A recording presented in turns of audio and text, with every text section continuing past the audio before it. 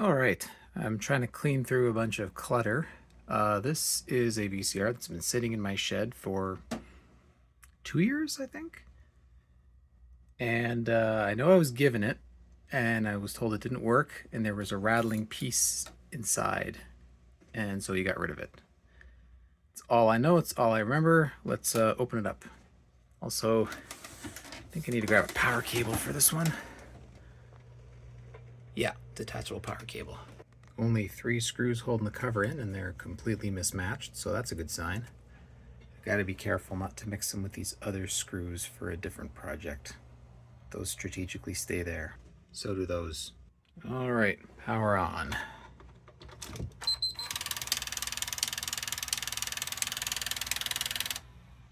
Oh, that is jammed. Interesting.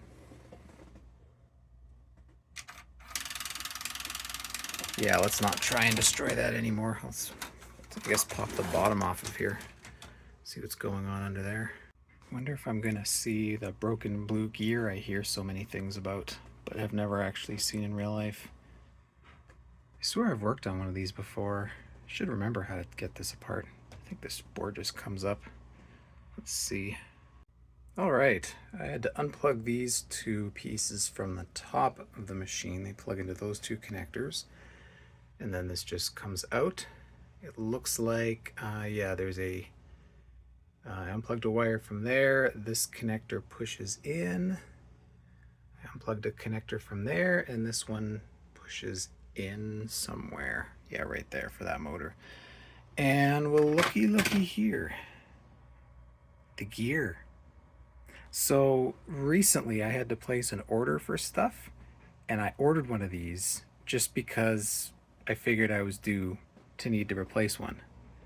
The mythical broken gear. So from my understanding, 12 volt vids, Dave from 12 volt vids talking about it, this happens from grease drying up. So it becomes harder and harder to move, specifically I think these tape guides, although that moves pretty easy. Feels like it.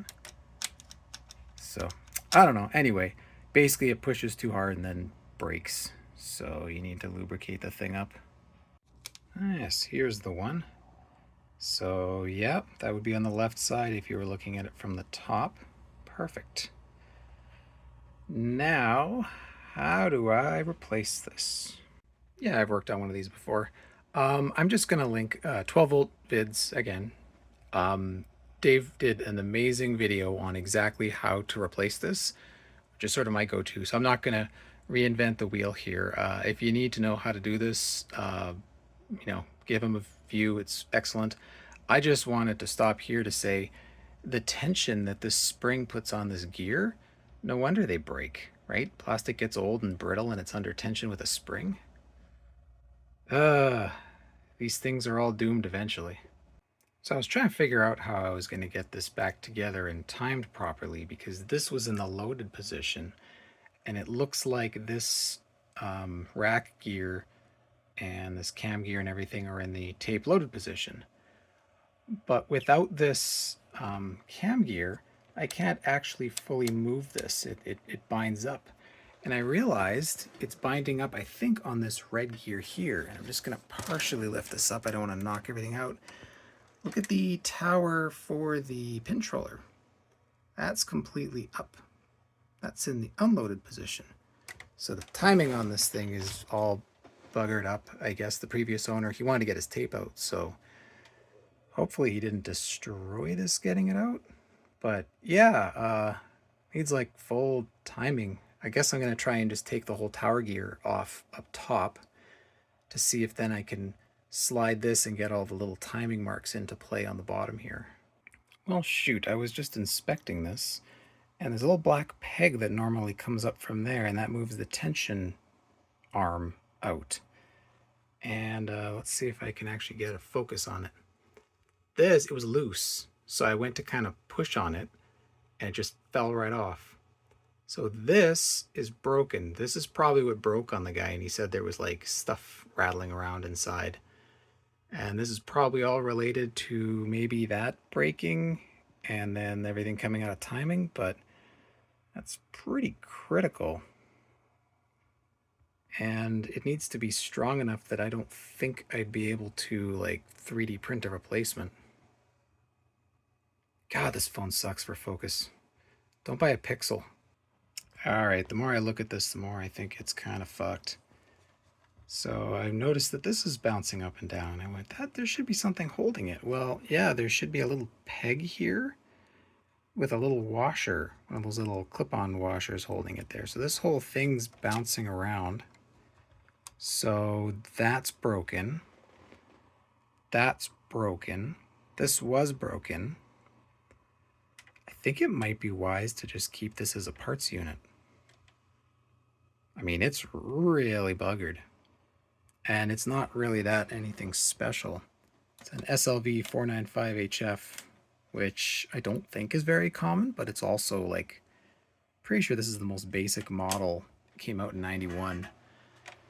The other models, I want to say 595 and 696 or 686 or something, were much fancier. So yeah, I don't really see a reason for continuing on with this thing. Everything's just so broken. And I don't know enough to know what else might be broken in here to try and get the timing right. So yeah, maybe I'll just keep this for parts. Yeah, that's what I'll do. But the next video, or not the next one, but in the future, I have an SLV-555 that I want to look at and start using. I haven't touched it because I want to give it a once over, but maybe this machine can just be spare parts for it.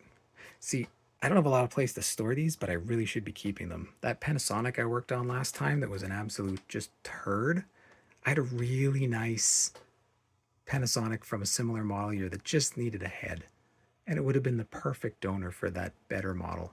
That thing's stone dead now. That one that had the weird speed instabilities with the capstan, yeah, the motor doesn't even move anymore. I went to go use it for a test and it just wouldn't even take the tape. It wouldn't respond at all. So maybe it just finally died. Maybe one of those wires broke. But anyway, the long story short is